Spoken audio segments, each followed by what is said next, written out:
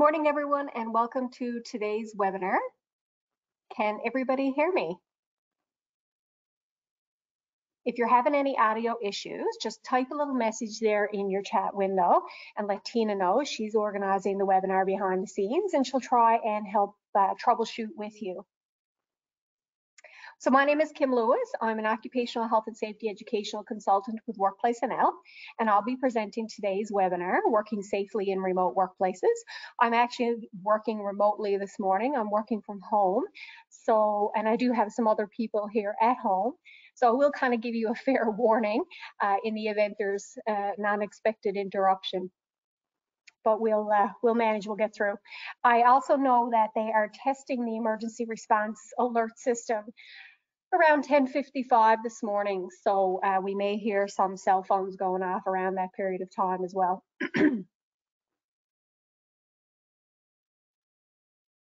So just a little bit about Workplace NL before we get started. So Workplace NL serves approximately 215,000 workers and 18,000 employers here in the province.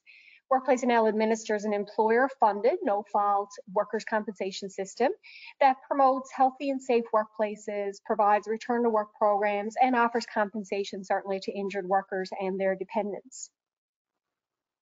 The Health and Safety Learning Series is a program that is delivered or designed and delivered by Workplace NL staff to increase education and awareness of occupational health and safety and return to work in the workplace.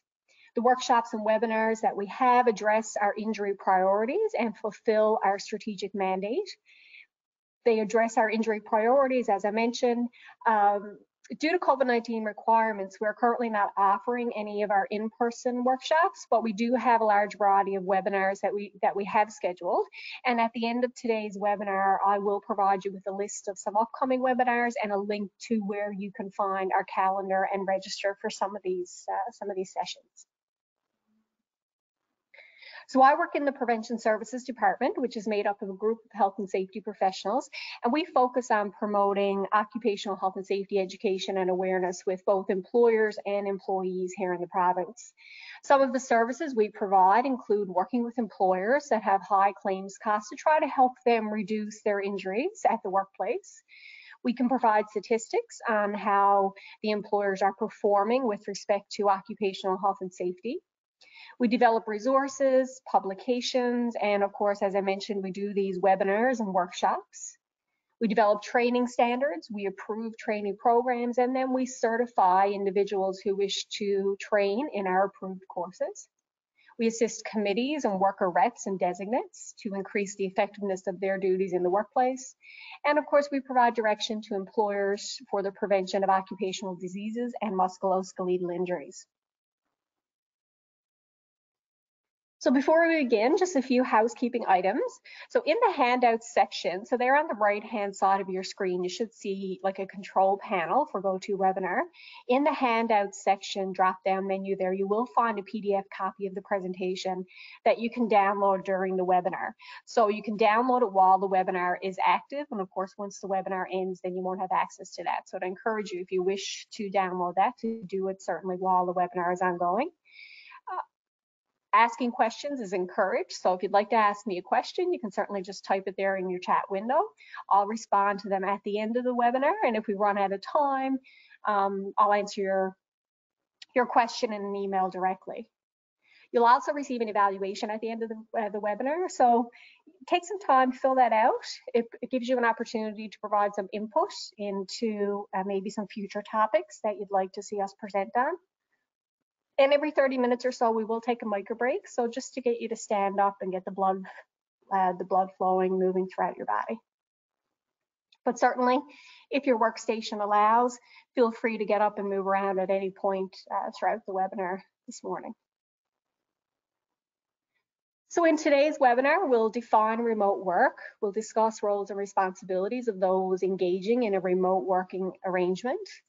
We'll discuss things that you should consider when developing a remote work policy or preparing a remote work agreement or contract. And we'll identify some common issues that are experienced with working remotely. And we'll talk about some things that you can do to try and ensure the health, safety, and well-being, whether it's for yourself or if you have workers that are working remotely. So what is remote work? It is a working style that allows professionals to work outside of a traditional office environment. It is based on the concept that work doesn't need to be done in a specific place in order to be done successfully. So think of it this way: instead of commuting to an office each day to work from a designated desk, remote employees can execute their projects and meet their goals, wherever they please. So while working remotely may also mean working in isolation due to some geographical location, for the purpose of today's webinar, we're going to focus on, a working style that allows individuals to work outside of that traditional office space. And for many of us, that external place, is our home. So many of us were temporarily working remotely during the early days of the pandemic, and some of us are certainly still in that situation. We potentially were sent home during the first lockdown, and some of us are, still working at home as a result of the second lockdown that we recently experienced. So there are some advantages, certainly, and disadvantages about working remotely. So for an individual, an advantage certainly can be that there's less distractions from coworkers, which allows then, more focus on the tasks at hand. It does provide more flexibility with, the organization of your daily tasks. So it allows some, personal time management there. There's also savings in time and commuting costs. For me, I live in Bay Bulls, so certainly I'm not traveling back and forth into St. John's on a daily basis. And individuals report feeling higher job satisfaction as well. Some disadvantages then for the individual is, there is an element of isolation, particularly if people live alone. There's also a lack of separation between the home and the work environment, and depending on what your setup is at home, if you don't have a designated space, then certainly that increases the ability for you to have that separation. There can be more distractions from family, certainly, if you have other individuals in the home with you. There is a potential for working excessive hours, so again, linking back to that lack of separation. There's less awareness of changes in the company, so particularly if there's not good communication channels. And there's also can be a fear of the employee feeling like, out of sight, out of mind. For the company then, some advantages could be improved employee retention. So a lot of individuals like the fact that they can work from home, so they may be more inclined, to stick around. There's often higher productivity. There's less hours lost due to, traffic problems or issues with the commute. There's been noted reduced absenteeism within organizations. And certainly there's savings in energy and office space requirements, maintenance and housekeeping. And it also can increase the potential number of candidates for a job, again, because people, are interested in being able to work remotely. Some advantages that companies also have to deal with, however, is difficulty maintaining contact and open communication with the employees. So again, having those clear, defined processes and then making sure that those processes are being followed. Also difficulty maintaining the communication between other employees or with clients. So depending on what the nature of your business is, you still have to maintain that element of client service if that's the industry that you're in. And of course, there can be possible delays in customer service, certainly if you have individuals that are not working right from that traditional office space or storefront. So a workplace is defined in our Provincial Occupational Health and Safety Act as a place where a worker or a self-employed person is engaged in an occupation, and that can include a vehicle or mobile equipment that's used by a worker in that occupation. So essentially anywhere where a person is working in an occupation is considered their workplace. So if you're working in your occupation in your home then becomes the workplace for the purpose of the Occupational Health and Safety Act definition. So in any workplace, we know that occupational health and safety legislation outlines both general and specific duties for both an employer, a supervisor, and a worker. So an employer shall ensure, where it is reasonably practicable, the health, safety, and welfare of his or her workers. Same for the supervisor. However, the specific legislative reference is ensuring the health, safety, and welfare of the individuals that are under their direct supervision. And for the worker while at work, making sure they take reasonable care to protect their own health and safety and that of workers or other persons at or near their workplace. So the common theme then throughout these general responsibilities is do what is reasonably practicable. So reasonably practicable means doing what is reasonably able to be done to ensure the health and safety of workers and others. But what does that really mean? So in the court decision, Edwards versus the National Coal Board in 1949, it reasoned that reasonably practicable is a narrower term than physically possible and implies that a calculation must be made. So in which the significance of the risk is placed on one scale and the sacrifice involved in putting measures in place for preventing that risk, whether that's going to be time or trouble or money, is placed on the other end of that scale. And if it be shown that there is a great disproportion between them, the risk being insignificant in relation to the sacrifice, the person upon whom the obligation is imposed discharges the onus which is upon them. So meaning that they have done everything reasonably practical. So you have to weigh out the risk versus the sacrifice. So while employees may be out of sight when working remotely, they cannot be out of mind for the employer. So employers still have the general duty to ensure the health, safety, and welfare of their workers. So to avoid complications, then there should be some form of written agreement between the employer and the worker that clarifies these matters. So I'm just seeing there's a question pop up. So will this webinar also cover work in remote locations, so working alone, other than work at home? We do mention work alone, but the context of this webinar certainly is working remotely, in meaning working from home or working just outside of that traditional office space, not working remotely, say, due to a geographical location. So what we are saying is that employers and workers have the same responsibilities while working remotely as they do while in the normal workplace. So employers have a duty to identify hazards and then notify workers and supervisors of those. So in this case, the hazards of, working from home or in a remote workplace. Controlling the risk of injury to workers, then by removing that hazard or putting other measures in place. And providing instruction to workers in the precautions to take to protect their own health and safety.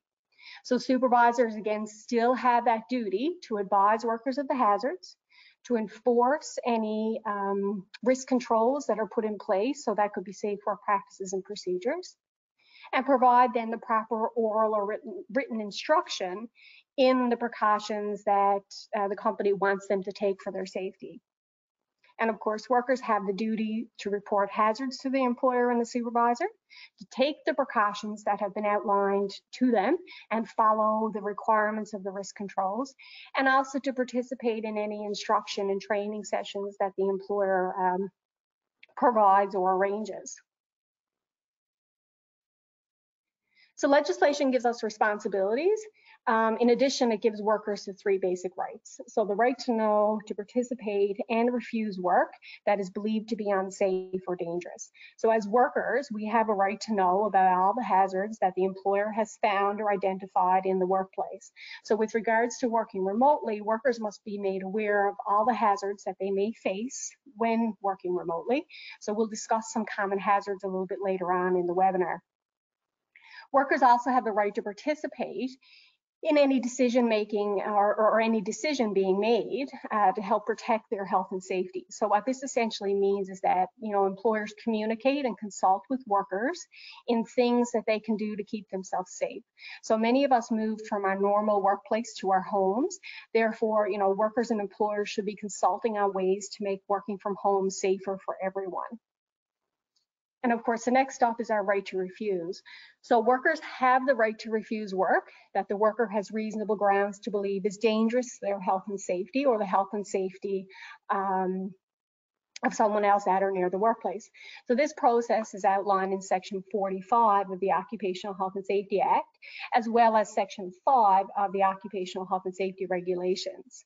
So just because the worker is not in their normal workplace does not mean that they don't have the right to refuse unsafe work.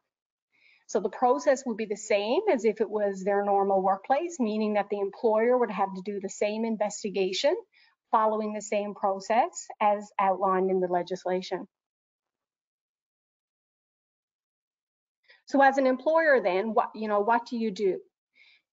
Notify workers of hazards, work to reduce the risk or put measures in place to reduce the risk, educate workers on the hazards and those risk controls, develop procedures for reporting hazards and incidents, and of course, communicating regularly. So making sure that there are communication mechanisms in place for those report of hazards and incidents, and just the communication of general occupational health and safety information. So the best way to ensure that the employer demonstrates due diligence and that everyone understands their duties, their roles, and their responsibilities is to formalize these actions, in a remote work policy or some sort of contract. So before we get into talking about a remote work policy, I just want to make it clear that working remotely from home on a temporary basis and working remotely from home on a contractual basis, they are different arrangements. So while there are still obligations on the part of both the employer and the worker to ensure, health, safety, and welfare of those temporarily working remotely, there are several things that both parties must consider if they're choosing to continue on with remote work, or if they're choosing to engage in a working remotely or a telecommuting arrangement on a permanent contractual basis. So certainly there's a difference in, you're sent to work from home because of the pandemic for a short period of time, or I'm actually hired with the expectation that I will work remotely. So it's important that employers and workers have a plan to keep workers safe in their new workspaces. And of course, teleworkers or remote workers should not be subjected to any reduced health and safety standards simply because they are at home. So if we think back to March of 2020, the province enacted a public health emergency, so many employers sent employees home to set up workstations as a short-term solution. So everyone in the province was asked to make changes, and some of them were quick in the way that we lived and we worked. For some, what was thought to be a short-term work from home situation became longer than anticipated. And now, over a year later, some employers have made the decision to have their workers continue to work from home. So again, that's a little bit of a different situation. They're making a conscious decision that they're going to continue on with the remote work arrangement. So for some, the temporary arrangement has now changed to a permanent situation. So it is in these permanent situations that a remote work policy, an agreement, or contract can be very beneficial. So there was an article published in Occupational Health and Safety Canada magazine that stated that to be prepared for a long-term change in employment arrangements, there are a number of initiatives that employers should take. So if not already in place, employers should introduce a remote work policy. And of course, that can be part of their existing occupational health and safety program or OSH management system, or it can be a totally separate initiative. The policy should establish, clear criteria for remote work arrangements to ensure that both the health and safety of the employees and compliance with government legislation and regulations. So then prior to the commencement of a remote work arrangements, everyone involved in that arrangement, would be trained and educated on the general and issue-specific health and safety measures that are going to be put in place. The Canadian Centre for Occupational Health and Safety, or CCOHS, provides a list of things that employers should consider when developing a remote work policy. So the list certainly is not all-inclusive. Each employer would need to examine their own workplace and their own work situations to create a thorough, comprehensive, and an organization-specific policy. So as the focus of today's webinar is on the health and safety aspects of working remotely, I won't get into everything that was covered on that list, but in addition to occupational health and safety considerations, a thorough remote work policy would also address things like what types of jobs or tasks can be done at home. So there's not everything that takes place within your workplace that can be done outside of that physical workplace. Whether employees, regular conditions of employment will remain the same. So if there's any type of arrangements, a compressed work week arrangements or any, flex hours and things like that, will that be impacted if people are working remotely? Whether overtime will be allowed and how that's going to be approved. What about your service standards if you're in a client service-based industry or organization? How does that affect your deliverables and your response times? What about the provision and ownership of, machinery and equipment? How is that going to work? Who buys and maintains the equipment? So what about the desk and the chair and the computer? And then maybe there's software updates. And what about the general office supplies? So, how is that going to work? What expenses are going to be reimbursed? Is there going to need to be a dedicated phone line, internet access? There's potentially going to be the need for, business phone calls, and as I mentioned, office supplies. There's also the issues of confidentiality and privacy if you're working outside of the traditional office environment. So how are those things going to be maintained? And then there's liability and insurance for the employer, and the remote location. So again, those are just some other considerations that kind of fall outside of the occupational health and safety considerations. So there's the logistics side of things. There's also a human resource element and administrative type of issues. But for the purpose of today's webinar, we'll look at some occupational health and safety considerations. So a few slides back, then I mentioned that one of the most important health and safety questions that should be answered when working remotely is, how is health and safety going to be managed and how are the responsibilities going to be fulfilled? So we know that where an employer approves remote work, it should be expected that the location will meet the legislative definition of a workplace and that all applicable legislation and regulations then, would apply. So for those of us familiar with the Occupational Health and Safety Act and regulations here in the province, we know that that means things like, hazard assessments, inspections, incident reporting and investigation, emergency response, and so on. So there are certainly many more considerations from a policy and an agreement perspective than those simply surrounding the logistics of it. So how is it going to look? So important considerations include then, will the employer or the health and safety committees have access to the house for safety inspections? So, or will an alternate arrangement be made, such as the worker using a checklist or submitting photos of their work area? So employers need to be prepared for the inevitable return of government workplace inspections. And how is that going to look? I have reached out to the Occupational Health and Safety Division of Digital Government and Service&L to ask have they thought about individuals now who are transitioning away from a traditional office space and sending people, working at home, and how will that look for required workplace inspections? How will incidents be investigated? Again, how is that process going to work? Is someone physically going to have to go out to that individual's home in order to facilitate an incident investigation? Is the employee expected to follow all of the company's health and safety policies when establishing and working in a home office? So there could be safe work practices around, housekeeping or slips, trips, and falls. If meetings are going to be held in the home office, maybe there's going to be a statement required, that the employee would keep that home office area safe for themselves and any persons who are going to enter it if necessary.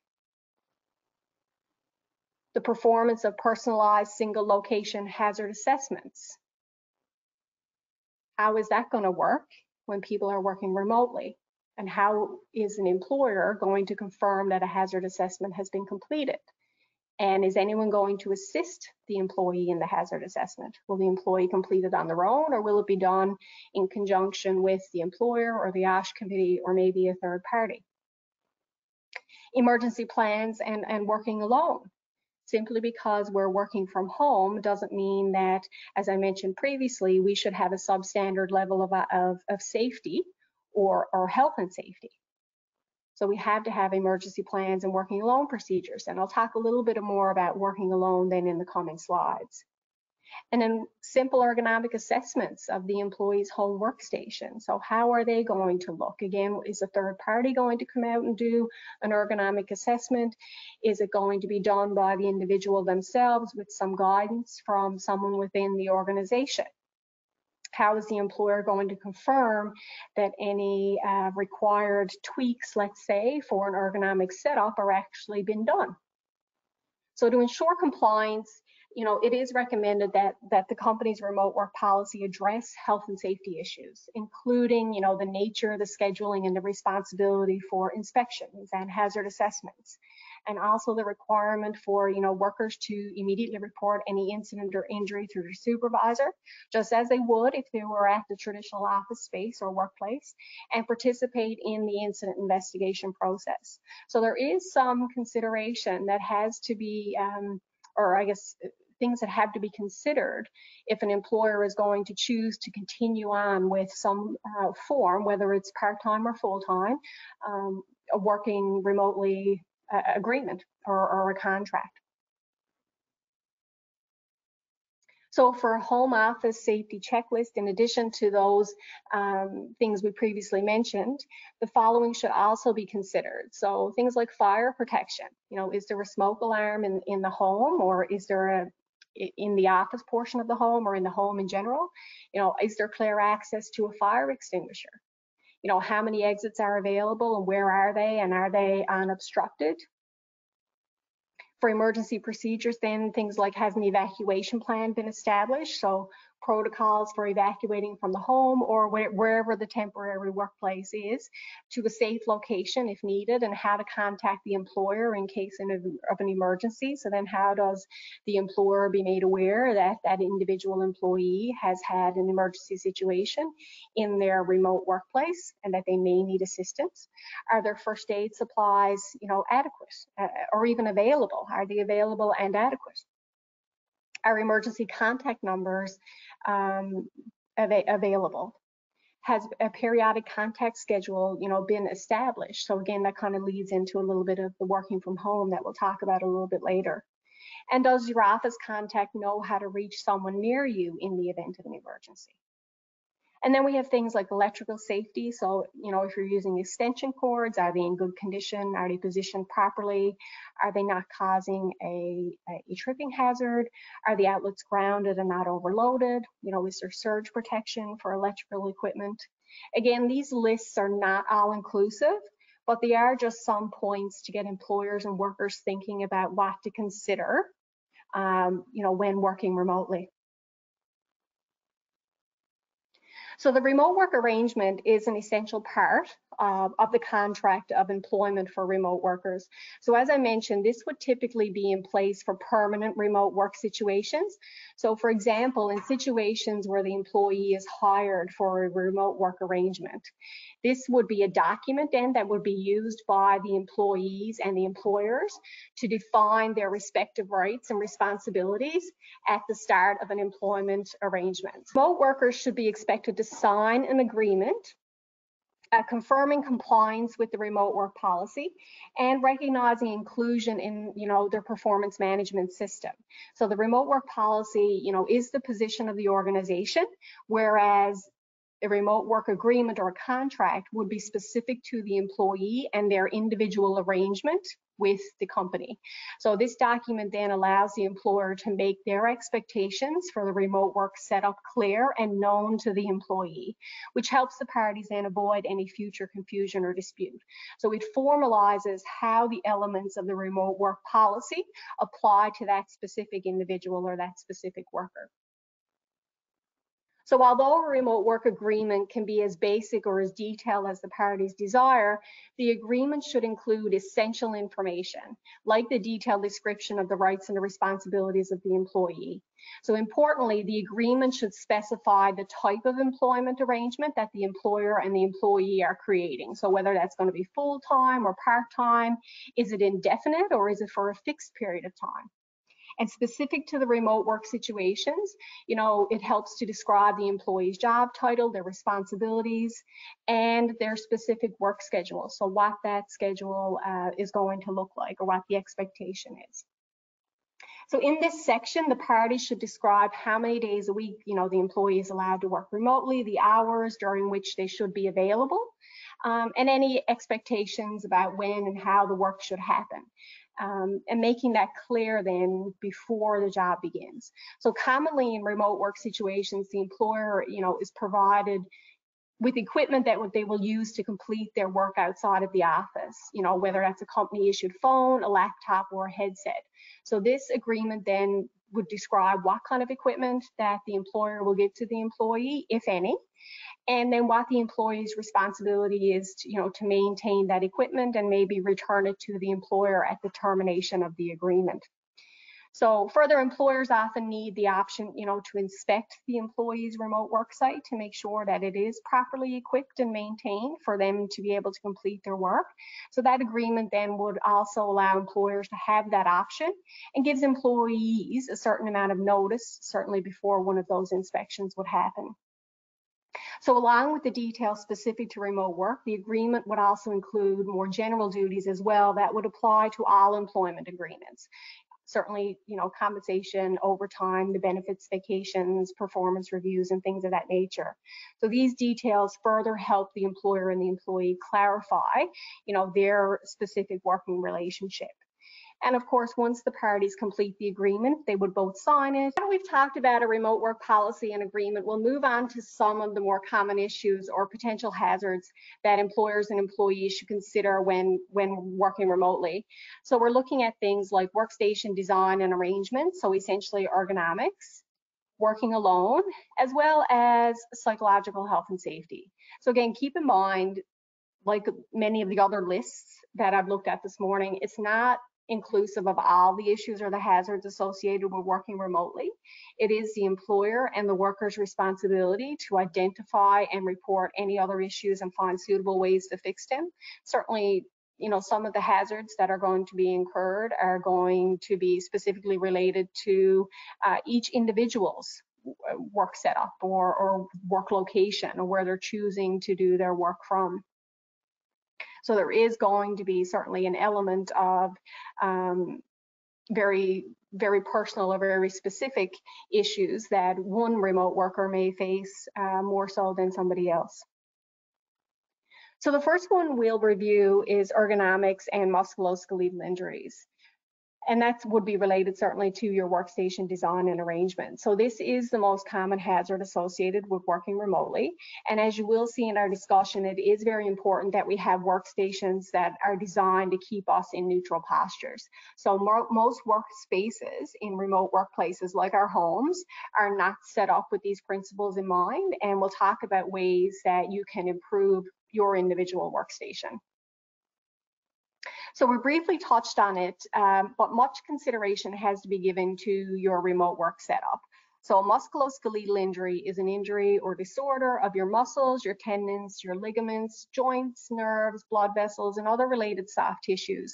And that can include, everything from a sprain to a strain. It can be inflammation, and it can be caused by or aggravated by your work. So they can occur anywhere in your body, but they do often typically occur in the back or in the wrist or the elbow or the shoulder. So they can result from a single traumatic event, such as lifting a heavy load, or they can develop over time as a result of, cumulative damage to body tissues, such as working for prolonged periods at a workstation maybe that's too high, or that's just not ergonomically set up for you. So signs and symptoms of MSI range, from minor discomfort to severe pain. And generally, these signs and symptoms are typically reported or reported typically occur in, a combination, and they can vary between individuals as well.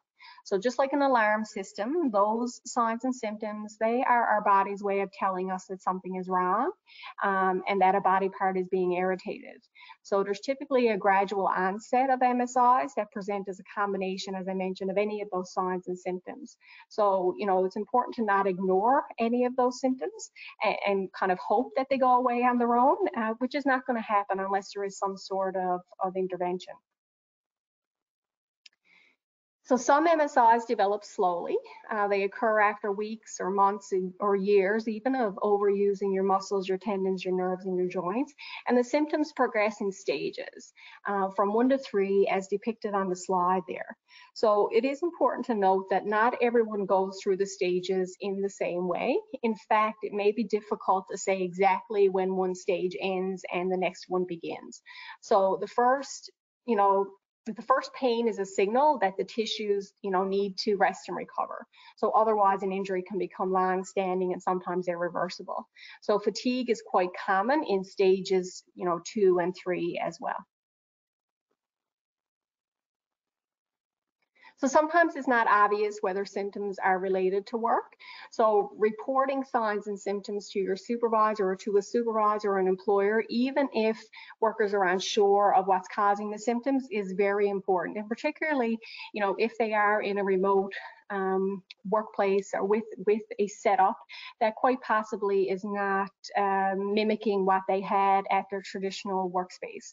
So other benefits of early reporting certainly include, making improvements then to your workstations, identifying hazards that are contributing to your symptoms so they can be eliminated. Getting you back to doing your regular activities at home once you get that early treatment. And of course, trying to avoid any claim for medical aid or compensation, certainly that would result if your symptoms worsen and you have some form of long-standing permanent damage to your soft tissues. So ergonomic preventative measures are sometimes avoided due to the potential expense. However, if you wait until there's a problem, then the expense certainly could be much worse. So the old saying, an ounce of prevention is worth a pound of cure is very appropriate when it comes to musculoskeletal injury prevention. So with regards to claims costs at Workplace NL, MSIs account for approximately 68% of all our claims. So MSIs are costly to employers and workers alike. So ensuring that employees have the equipment they need, and a couple of ways to do this is to arrange a way for them potentially to take their office equipment home if that's going to be part of your agreement, such as their chairs and their monitors, or providing, home office allowances so individuals will ensure that they are getting the appropriate equipment. Providing guidelines and support to employees as well is also important. So educating them on ergonomic principles and how to properly set up their workspace at home. Providing expert opinions if possible, as I mentioned, potential third-party assessments or evaluations, and working with the employee to ensure, that they are indeed set up for success in the long term. So on this slide, we have a picture of neutral sitting posture and neutral standing posture. So neutral posture is a healthy posture. It is when your joints are in their resting position. It is the place you want to be in your daily activities. So oftentimes a neutral posture is one that is described, as natural or good or, an ideal posture. So the back is in a neutral posture when the 3 spinal curves, the cervical, the thoracic, and the lumbar, are maintained in that position, or certainly are maintained. So in this position, the spine is under the least amount of stress and the muscles are at their strongest. So the same is true for the remaining joints. When a joint or body part moves away then from that natural posture, extra stress is placed on the tissues that surround and support those areas. So for example, a twisted or a bent back posture increases stress on the back tissues and thereby increases the risk of injury. So if you have not sat or stood in a neutral posture for a while, neutral posture may seem awkward. However, keep practicing and the neutral posture will become your normal position. So the principles for workstation setup should stay the same between the office and a remote workplace. So if you have a permanent remote work agreement, an arrangement for acquiring and setting up the proper equipment should be in place. So you should make sure that your desk, your chair, and any other accessories are of comparable or equal quality to what you would have had in your typical office environment. Your workstation should be adjusted properly and the lighting be properly arranged. So there should not be, any reflections on or any glare from your computer monitor. The graphic on this slide shows the optimal work setup for sitting. when we are putting together our workstation, at home or our remote workstation, it's important that we replicate the setup as closely as possible. Remember, our short term could become long term, and certainly if you're choosing a long term remote work agreement, then it's best that we have our workstation set up in this way to avoid injury. So sitting in a neutral posture requires your head to be in line with your torso. Your back is straight with your lower back curve supported then by a backrest and, sitting upright or leaning back slightly. The shoulders are back and relaxed, and they shouldn't be rounded or raised. The upper arms are hanging alongside your torso, and your elbows can be maintained close to your body. Your forearms, wrists, and hands are relaxed and straight, with your forearms horizontal and settled into the armrests, and your hands should be just floating above the keyboard when typing. So your knees the same height as or slightly lower than your hips, with minimal compression behind the legs and the knees. So minimal compression between your seat there. And your feet are supported by the floor or by a footrest. So arranging your desk so that frequently used items as well are easy to reach without leaning forward. And of course, alternating between sitting and standing and walking throughout the day, which we'll mention a little bit later, getting up and moving around for a few minutes, certainly, and stretching periodically. So as I mentioned, the goal of neutral postures is to keep a natural S-shaped spine. So standing in a neutral posture begins with a good base of support. So feet about hip width apart and equal distribution of the body weight through both of the legs. So, you face straight ahead, your eyes look ahead with a slight downward gaze. Your arms hang relaxed at your sides, your wrists are straight, and your ears are over your shoulders. So the further the head is away from this position, then the more force on the neck and the surrounding muscles.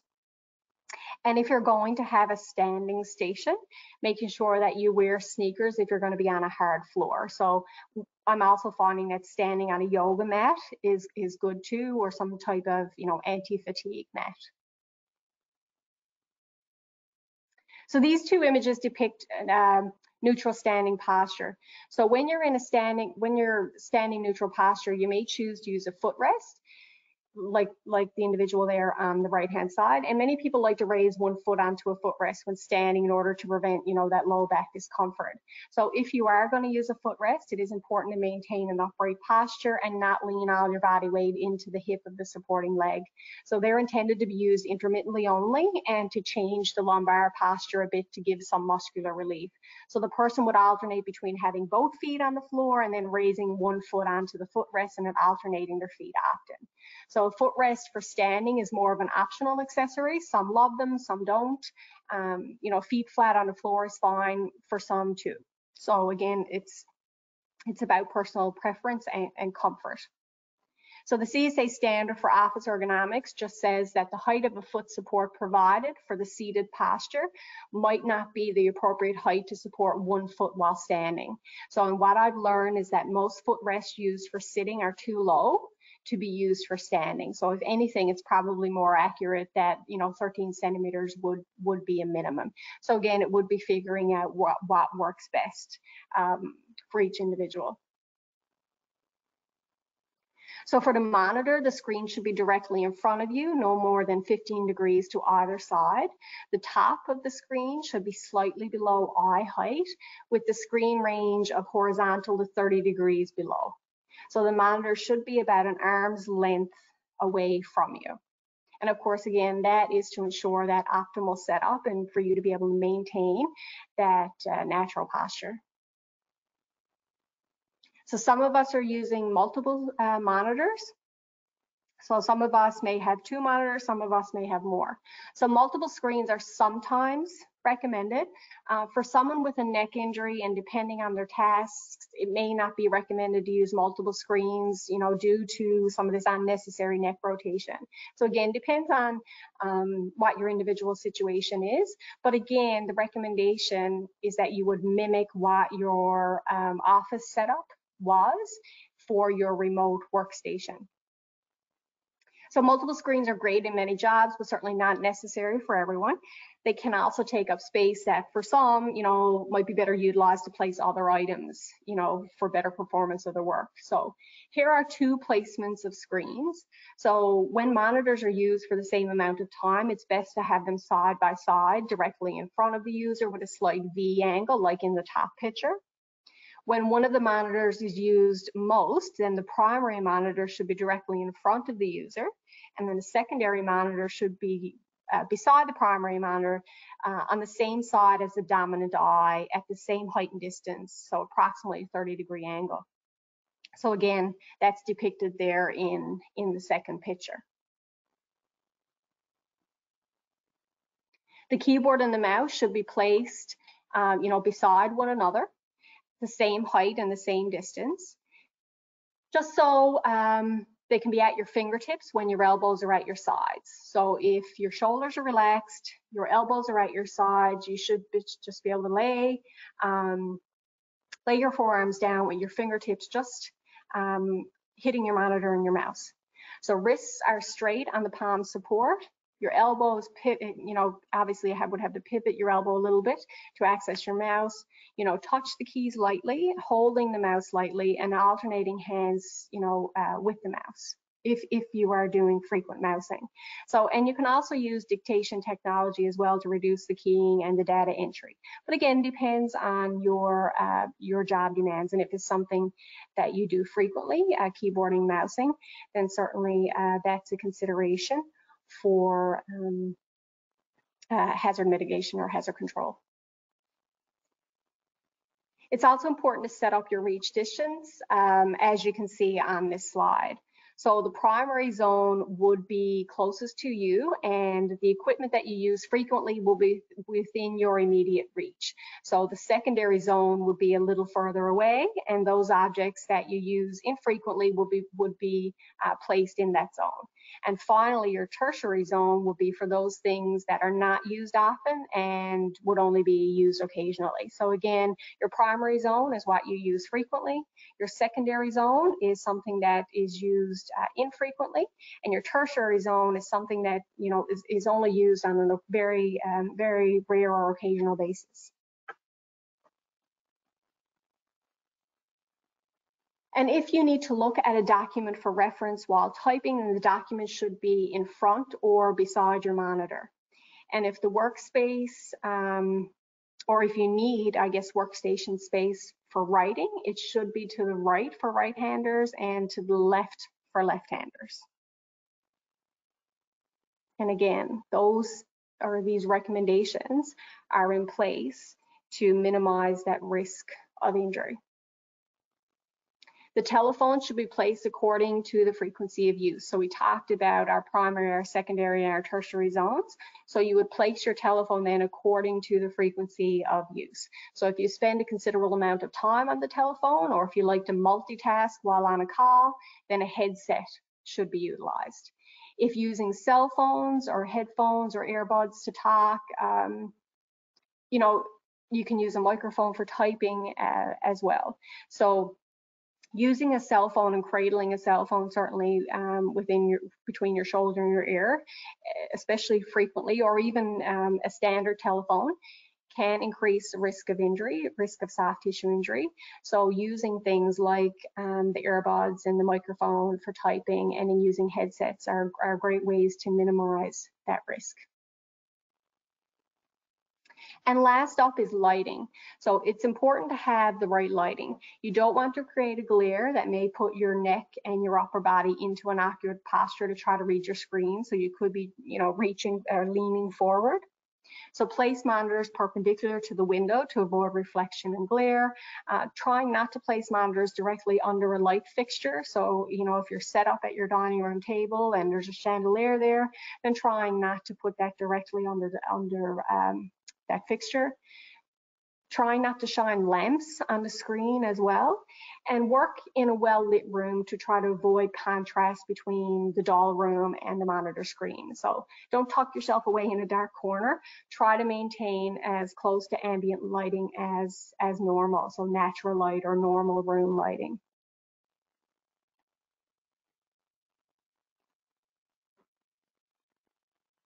And it doesn't matter if we're working in our normal workplace or if we're working remotely, everyone should consider and look at the amount of time that you're sitting and try to reduce the that amount of time in our workday.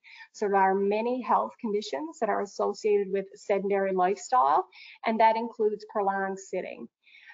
It can be everything from obesity, certainly to high blood pressure, diabetes, depression, anxiety, musculoskeletal injuries. They're all negative consequences of not getting enough movement into our daily lives. So physical activity optimizes our cognitive function, and it leads to creative thinking and innovation. So research is now confirming that we think better and we are more productive when we're standing or moving than we are when we're sitting.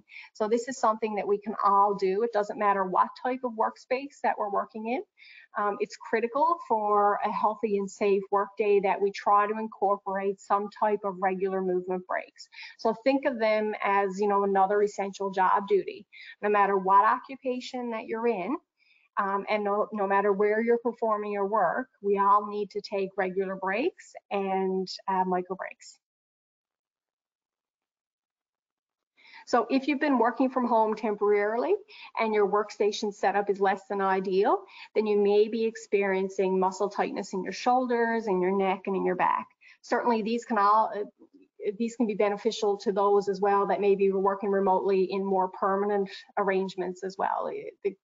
You could be working remotely on a permanent arrangement and not have the setup. So you certainly still could be experiencing those symptoms. So regardless of your work arrangement, stretching and strengthening exercises are a really good way to loosen up those tight muscles and to lubricate your joints and help restore a more balanced posture. So you can visit workplacenl.ca for a guide to micro breaks, which includes a bank of stretches for all the major body regions. And the Canadian Centre for Occupational Health and Safety, or CCOHS, they also have two really great resources called Exercises for a Healthy Back. One is a more advanced version that help condition your back. So some of these exercises would be more practical to do in your home as opposed to on your cubicle floor in an office, just for certainly space and even privacy type of situations. But there are resources out there to help you with stretching. And of course, I've mentioned it in the webinar, and we've taken one. You probably heard of people referring to micro breaks. So micro breaks are frequent but brief pauses or breaks, could be 1 to 2 minutes, from tasks that use the same group of muscles. So a micro break may also consist of doing a job task that uses a different group of muscles. So it allows your muscles to rest and recover. So the purpose of them is to keep your musculoskeletal system functioning as intended and to lower the exposure or the risk of an MSI. So it is important to take these breaks. Don't fall into the trap of thinking I only have 5 minutes left to complete the task, so I'll keep going, because then chances are that 5 minutes leads into another 10 minutes, and certainly it could continue on. So more often than not, that task gets completed, but something else comes up, and before you know it, you've been seated for several hours without any type of movement. We need to do the micro breaks simply to rest, recover, reset, and re-energize our muscles, our body tissues, and our brains. So they give our body and soft tissues the chance to rest and recover from these prolonged postures that we're maintaining, whether that's sitting or standing, from the repetitive job tasks, could be our typing, or it could be jobs that require us, lifting, pushing, and pulling. So when our bodies are in these unhealthy postures, it can throw our body mechanics off. So these micro breaks help us rest our body mechanics to keep our musculoskeletal system functioning properly. And so here are some guidelines to consider when determining how often we should take micro breaks. So the longer we're in a posture, the more awkward our posture is, or the distance that we are away from our neutral posture. And the longer we're doing a repetitive task, the more often we need then to take a micro break. So we may even have to take them more often depending on our body's needs for the day. So some days you may need to take them more often because of a workout you had that made you sore, or maybe you slept poorly the night before, or maybe you're injured. So all of these factors may contribute to you needing more micro breaks during the day. But the general consensus is to aim for sitting to standing ratio of 1:1. So switching back and forth between sitting and standing. So intentionally moving a couple of minutes every hour per minimum. So it could be just taking that brief walk.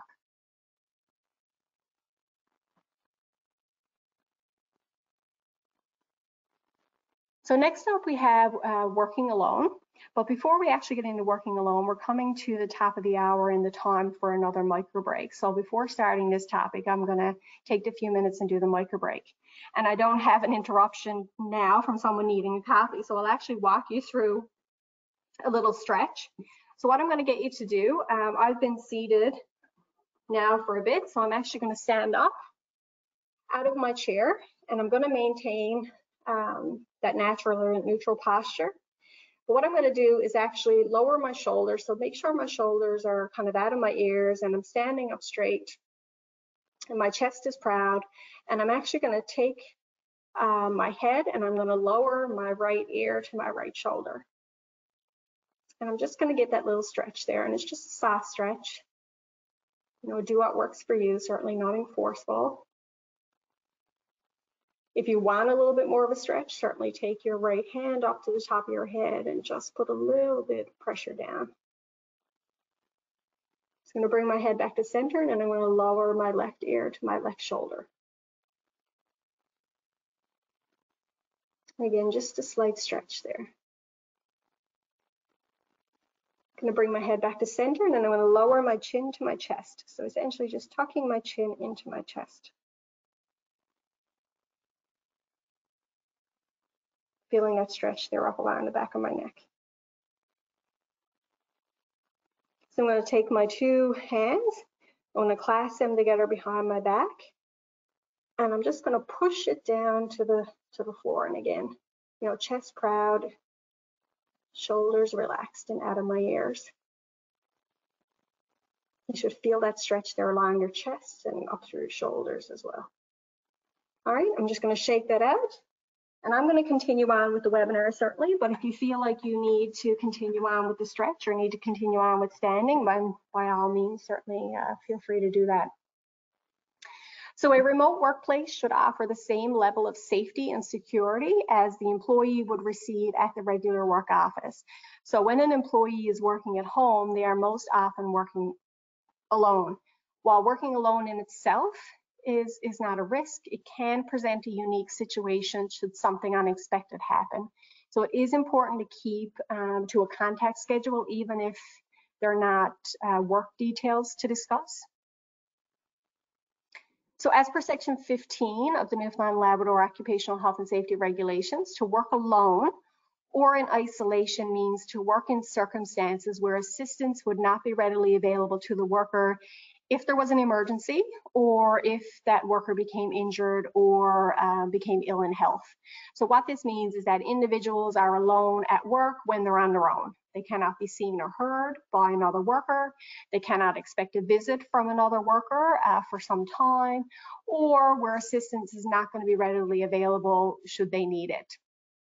So although working at home may not always meet the true definition of working alone, it is important for employers to take into account the wide variety of situations where workers are currently working in their homes, consider the hazards specific to these homes, and then develop a plan of procedures that address these hazards. You know, specifically checking procedures and how to get help if help is going to be needed. While many employees will be at home with families, some live alone, or their family are still working, or the kids are back to school. So, you know, so they are indeed working alone. Remember that employers are expected to develop procedures that are reasonably practicable to the situation and are based on a risk assessment. So important questions to ask when determining if assistance is readily available to workers if they need it could be things like the presence of others. Are other people in the vicinity?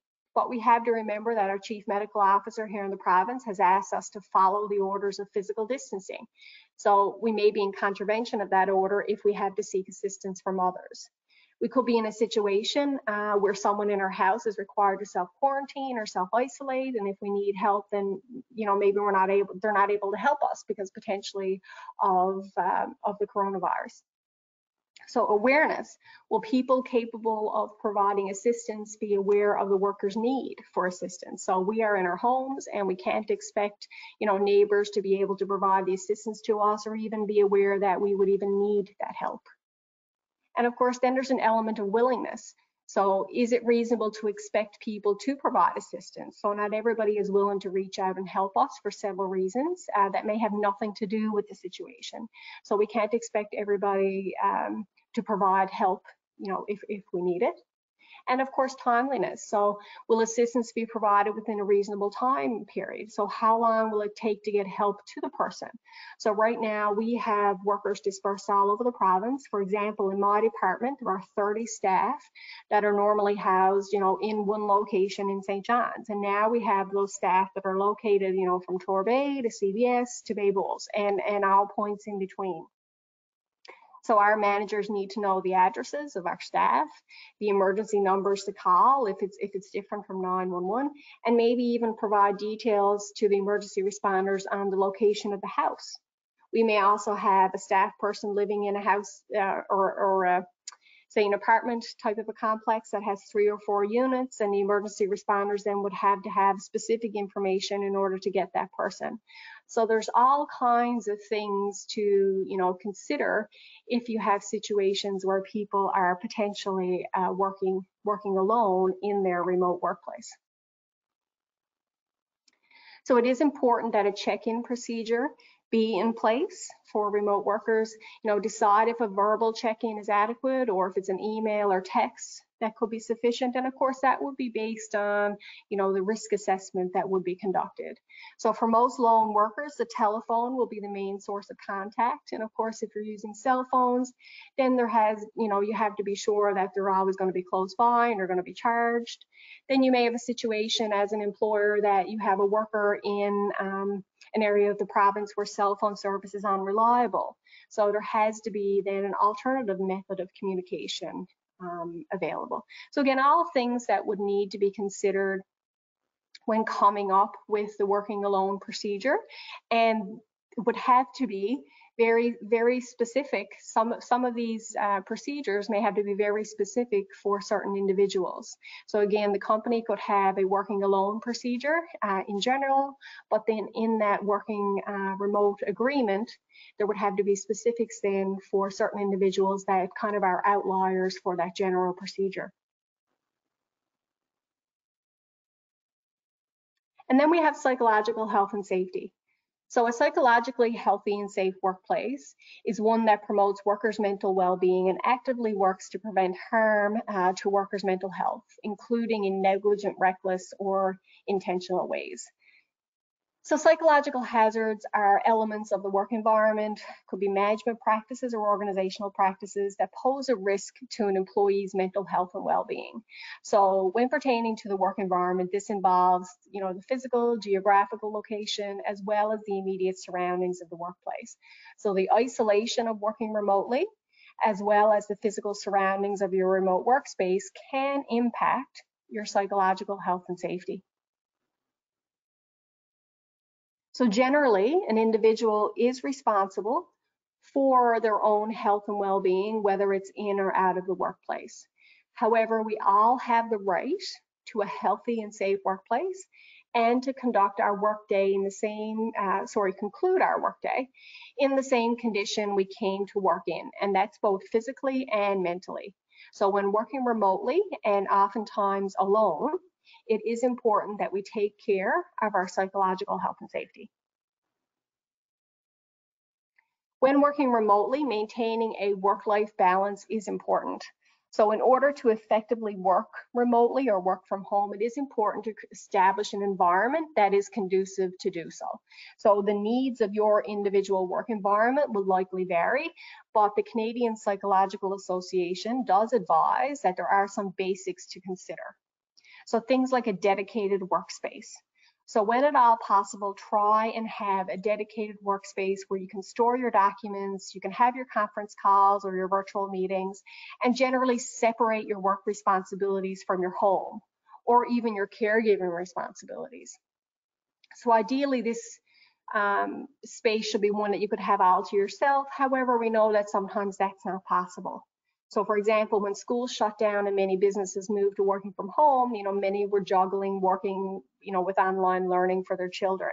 But ideally, if you could have a dedicated workspace, then that certainly is more conducive to fostering, positive psychological health and safety.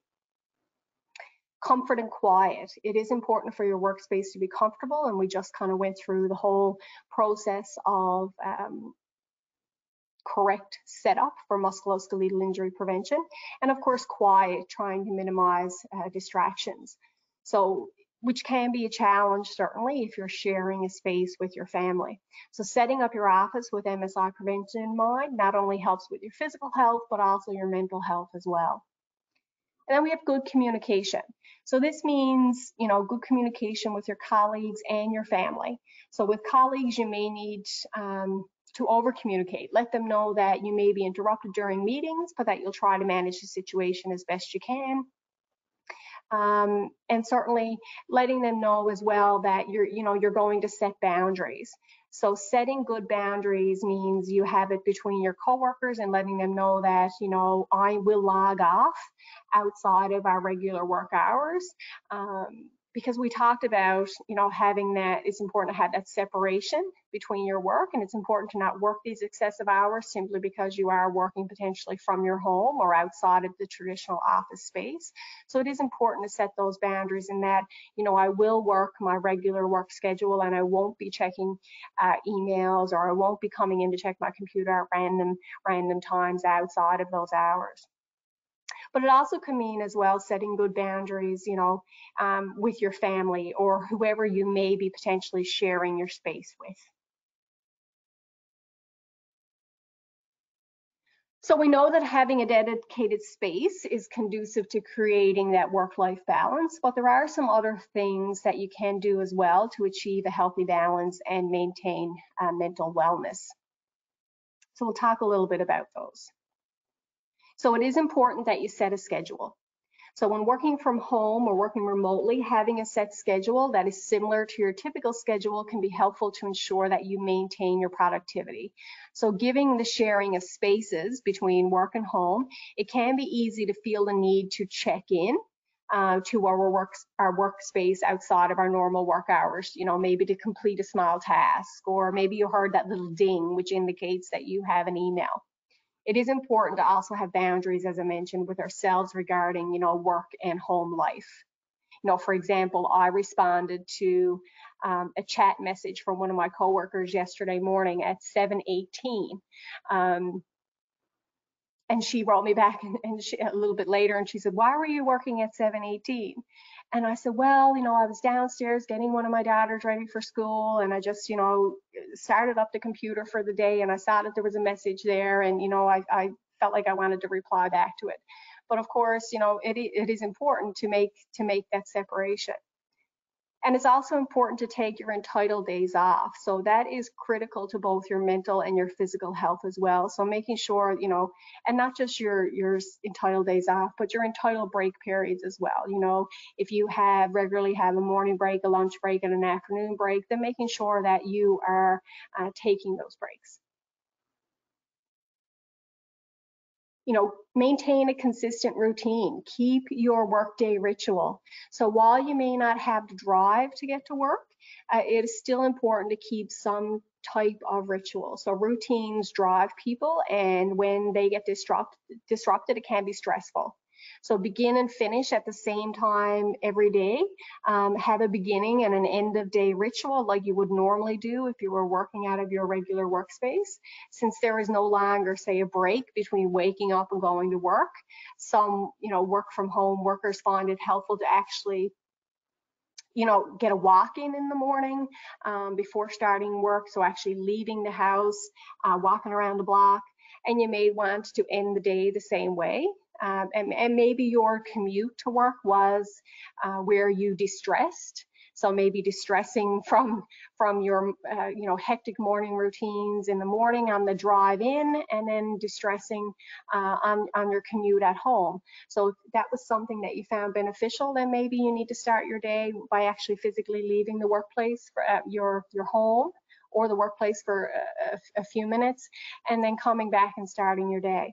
So as you would for working in the office, set the schedule and stick to it. Make your to-do list, check your accomplishments at the end of the day, stick to your deadlines the same as if you were at the traditional workplace. Main contact with the office. So certainly we are still in the midst of the global pandemic, so we have to focus on reducing our physical contact and strengthening these social connections that help us, thrive and stay healthy. So, establish a routine for contact with your supervisor or your coworkers, and this can be outside of your potential working alone procedures and check-ins. So keep your supervisor informed of your progress and any difficulties encountered. It could be just a check-in, hi, how are you? How are you doing? Phone calls, emails, FaceTime, online meetings, and they're all excellent ways to try and stay connected. So that interaction helps keep you from becoming, invisible, and provides that, that social connection that you may be missing from your typical office environment. And I mentioned this previously, but leave your workplace. If your home is your workplace, then leave the workplace. It's important to leave your home, give yourself a new space to breathe, work, or exercise. Your body needs to move, and fresh air and new scenery certainly can do your mind a lot of good.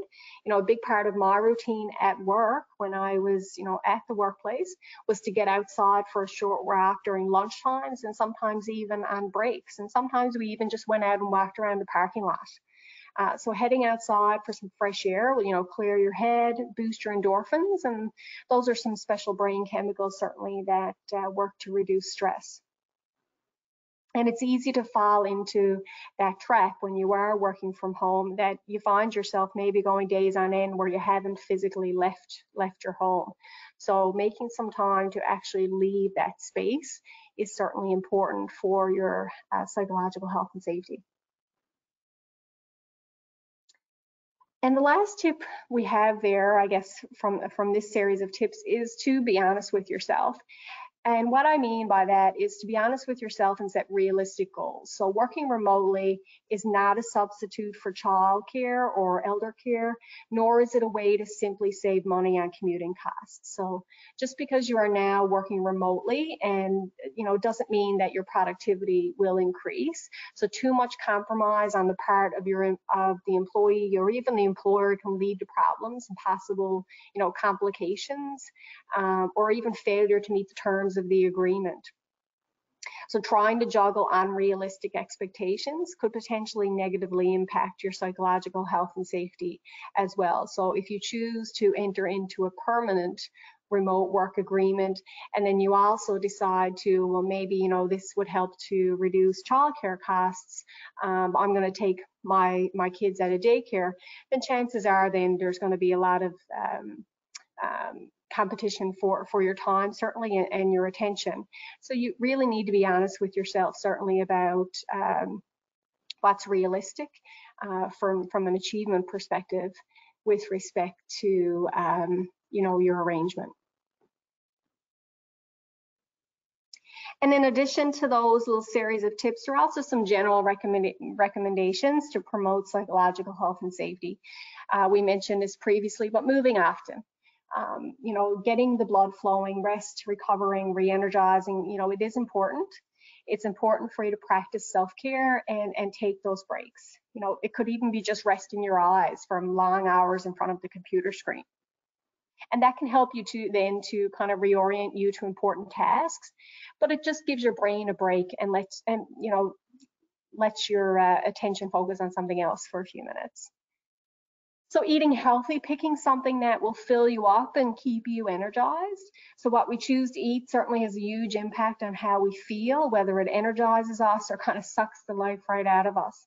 So a wise person once told me that, you know, you don't eat to fuel, you eat to feel. So eat how you want to feel.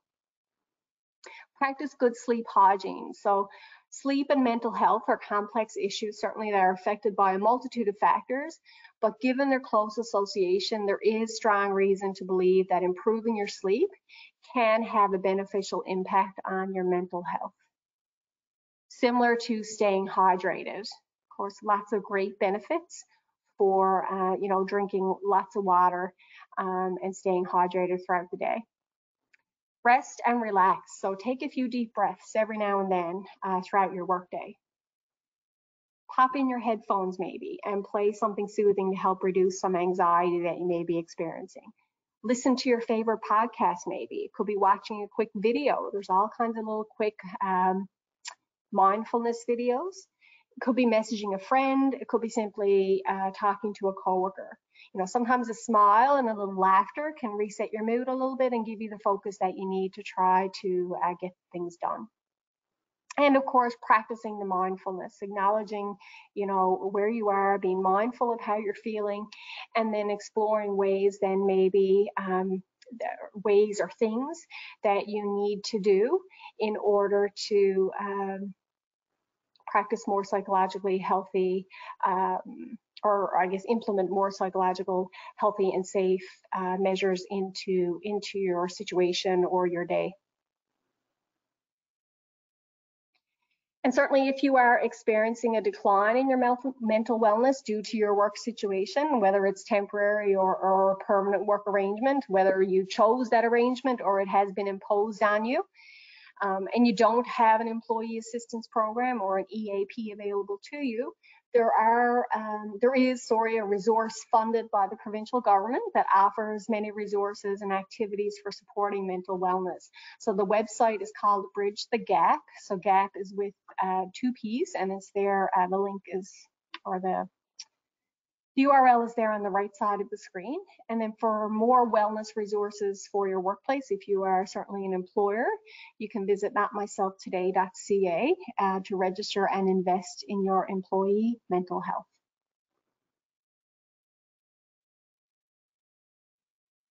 So guys, that's it for that portion of the webinar, but I will let you know that this week is North American Safety and Health Week, and the goal during this week is to focus employers, employees, partners, and the general public on the importance of preventing injury and illness in the workplace, at home, and in the community. So to celebrate Health and Safety Week and to increase occupational health and safety knowledge and promote a healthy mind and body, Workplace NL is offering daily webinars this week. So the upcoming webinars for the remainder of the week: tomorrow we're going to talk about selection considerations for personal protective equipment. On Friday, Deanne is going to talk about mental health in the workplace. And then next week, we have Deanne as well talking about due diligence. And certainly for a complete listing of dates, you can visit our website, and the link there is at the bottom of the screen. And I can see there Tina is putting it in the chat box there for you, the link as well. And to receive updated information on our free workshops, certainly, hopefully, we can continue on with our workshops once COVID is over. But to check out our free webinar offering, certainly you can scroll to the bottom of our main webpage and click View All Events, and from there you can subscribe to receive emails about these events there. And Tina will also send out that link. So guys, I'd like to thank you for attending this morning's webinar. I appreciate your time and your attention. If you have any questions, general questions, you can certainly call an office nearest you, whether it's St. John's, Grand Falls, Windsor, or Corner Brook.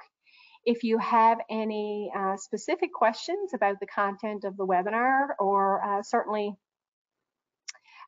anything else occupational health and safety related, you can certainly contact me as well, and I believe Tina